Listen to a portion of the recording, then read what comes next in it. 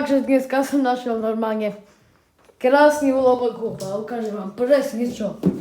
Takže pozrite, koľko syrovcov.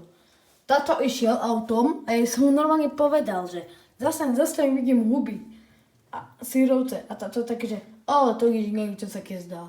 Potom zastavia, on zatvorenými ústami vyjde a z jednej strany bolo málo a z druhej boli obrovské trsy proste tých syrovcov. A normálne oni rastú od mája do júla, alebo do septembra sa mi zdá. Ale treba ich pozorne hľadať.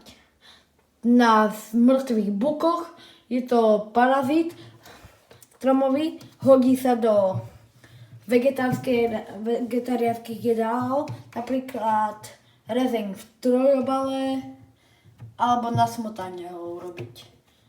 A tak, toto je pre dnešné video všetko. Venujem hlavne video Jožovi, Zdenovi a rodine najväčším hubárom.